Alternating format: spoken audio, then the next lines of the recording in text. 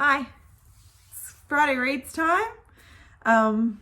But also I just wanted to catch up. I've been taking videos throughout the last week. That's all I've been doing.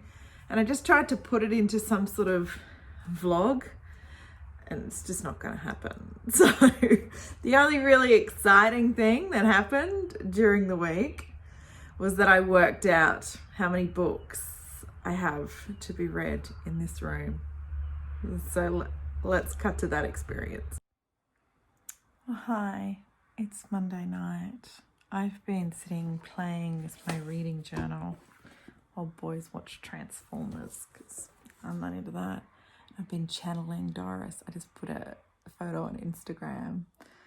I love how Doris kind of balances her books at the end of the month and has the books that she's read and books that she's bought in and all that sort of stuff. So I wanted to do that for my Goodreads want to read list because it's out of control. It's at 1,005. And the books on my shelves, and I don't have a number for that. I have to start counting. Okay. Oh God, let's do some counting. I don't think I want to know, but let's do some counting.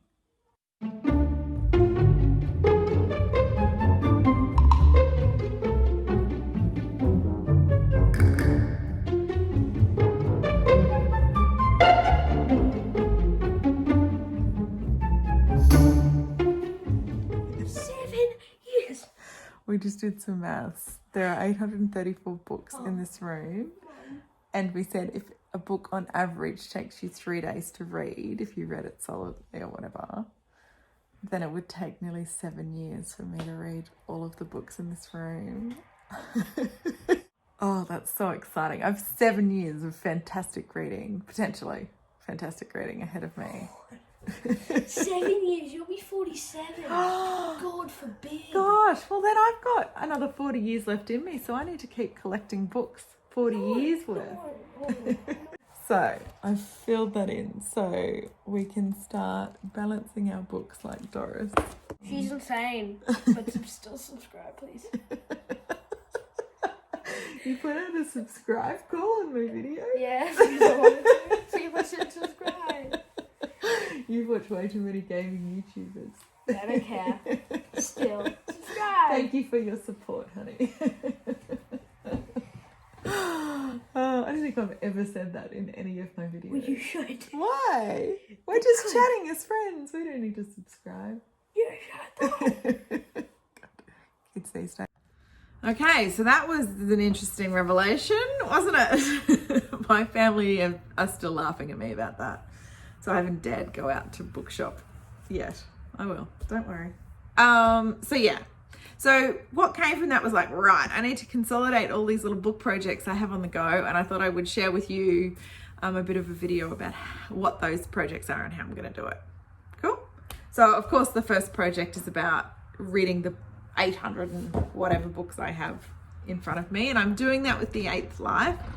I'm there. This is my warm hug. Does everyone have a warm hug book that they, when I read something that just made me do that, I race back to this book and sit with it because I love the story. I love the writing. I'm very, very, very connected to the characters. So yeah, I'm up to part 4. I'm up to Kitty's part. So that'll be really interesting actually. And these characters are all like, the book's divided into the different characters, but everybody's kind of got a story that rolls through, and Kitty's story will be very interesting to read. So yeah, this is my warm hug book. And when I finally finish it, it'll reduce this TBR by 1. And the other one I really want to get to, I don't like picking TBRs in here and all that sort of stuff of what I'm going to read because I don't know, I always bucket, I hate sticking to those sorts of things. But I really want to read this book that I just bought in. Yep, I fell for it. I bought Rodham. Everyone knows this, yeah? It's about what would happen if Hillary Clinton didn't marry Bill Clinton. Completely fictional.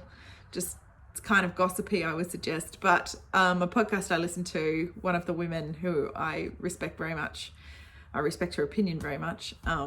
Yeah, she loved it. And I had to make up the book order to get free shipping. So you know how it goes. But I do want to read it, given all the American election stuff going on at the moment. So yeah, I'll continue to plod through this room of books and try and keep getting that number down. We'll see. But I have a feeling I will bring in far more than I can read. But hey. The other page on that in my reading journal is the Goodreads want to read list. I'm at 1,000 and something, just over 1,000. I thought that was really, really terrible. And then I had a Zoom chat with Sean the Book Maniac last night. He was like, no, I'm over 2,000. I was like, sweet. So I'm doing good compared to Sean. I don't know if it's good or bad. I was just worried that I was just accumulating all of these books that I'm never going to get to. But it is my mission to get that down for sure. So I have ordered a heap of books from the library that are on that Goodreads want to read list. And I'm just going to plod through it. I've started with The Animals at Lockwood Manor. I'm only there, so only at the start. Who's this by? Jane Healy, that's right, sorry. And it's the mystery is there, so it's all very engaging right from the start. This is it follows two women. One woman works at the museum, and they had to get all of the collection of the museum, a natural history museum, I think, yes, out of London into the country, so that if with all the bombings and the raids during the war, that this collection would be safe. So she moves with this collection to Lockwood Manor, and it's all a bit mysterious.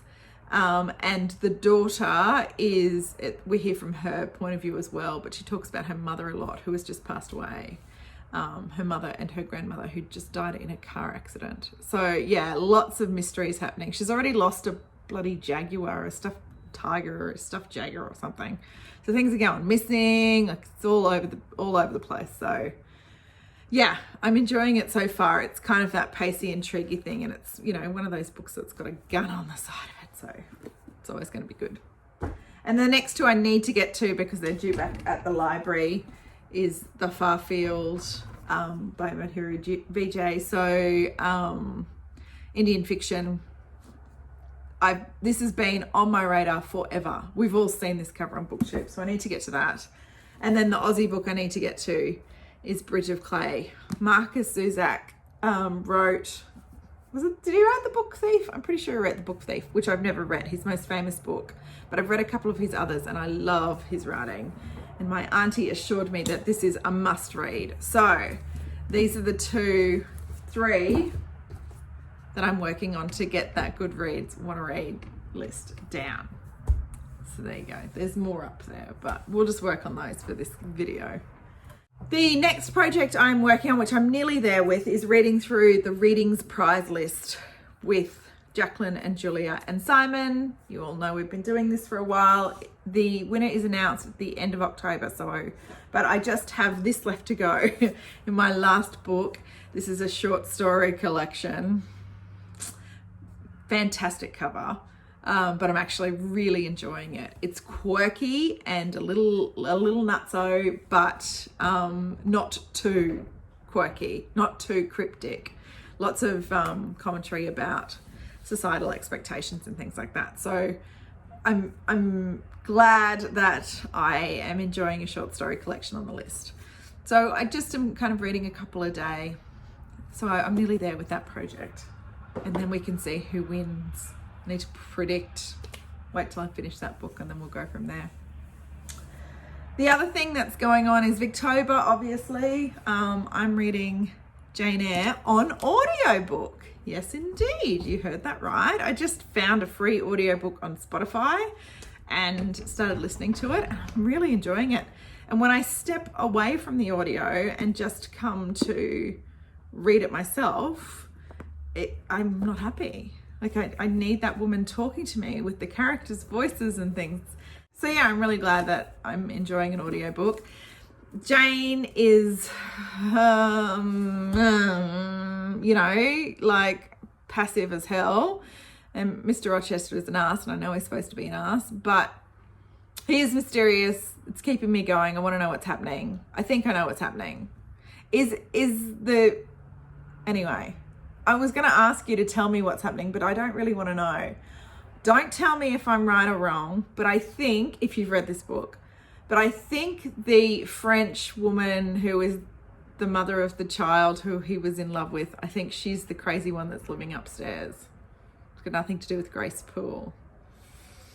That's my prediction. And that guy who just got his arm bitten, he was the guy she was having an affair with in France. That's my prediction. I have to speak it to someone. But don't tell me if I'm right or wrong. I don't even know why we're going through this. Anyway, it's okay. It's keeping me interested. The writing's amazing. So yeah, I'm really liking that. And then for Victober, I always read a Hardy, and I picked The Trumpet Major. So Thomas Hardy is just, he fills me up. He's my favorite. I love his writing. I love the strong women that he can write so well. Yeah, so I discovered Far From a Madding Crowd in my very first Victober, so I've kind of kept this little tradition to read Hardy. So I need to start that, actually. We don't have many days left of Victober, do we? And then I have Barchester Towers that I'm there with. I started this maybe last Victober, but I remember it so clearly. I really enjoy this. Yeah, and I fell in love with Trollope last Victober, so I want to continue on and get this read. So there's that. I also have Vanity Fair and The Tenant of Wildfell Hall sitting, waiting in the wings. Vanity Fair because of Sean, and The Tenant of Wildfell Hall, I think because of Charlie Heathcote, another booktuber, but everybody. Yeah, so they're just sitting there just in case. And maybe if I find audiobooks for them, it'll be great. So that's Victober. And then I just decided to add one more project. As we get near the end of the year, I realized that I haven't read too many Australian new releases. This year has been crazy, and it's been really hard for authors, that's for sure. So I did a list. Hang on, let me find my list. I've always got a list on the go. We all know that, right? Here's my list. It's pretty and colourful. So it's the 2020 new releases I've missed. There's a lot on there that are in my library.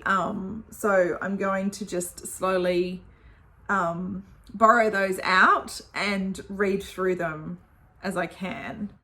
I just really love to see what's coming out. There are a couple of authors whose books I've loved in the past, like Trent Dalton, who wrote Boy Swallows Universe. He's just brought out a new book. And Jock Sarong, who wrote a book called Preservation. That's on that list. My top 50 Aussie lists. He's brought out another book. I can't remember what it's called. Where is it? The Burning Island. That's what it's called. So I'd love to read that. Richard Flanagan has just brought out a book called The Living Sea of Waking Dreams. He wrote The Narrow Road to the Deep North.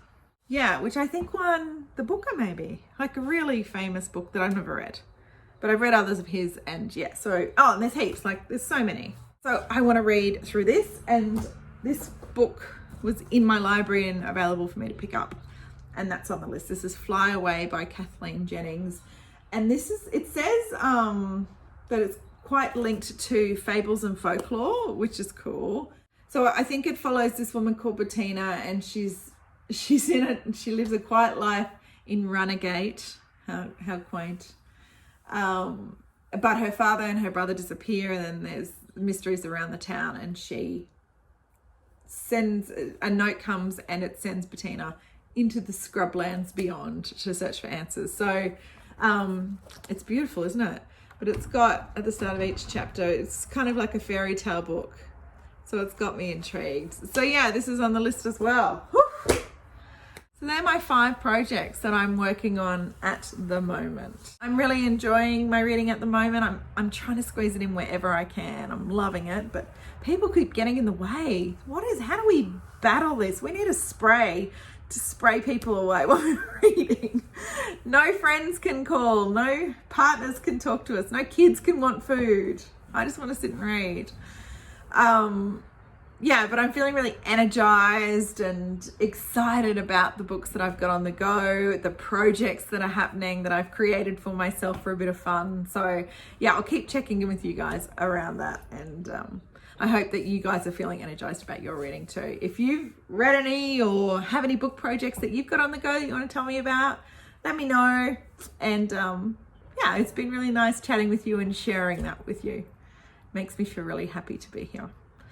Thankful for this community. Thankful for you guys. I'm going to go and read. I'll talk to you later.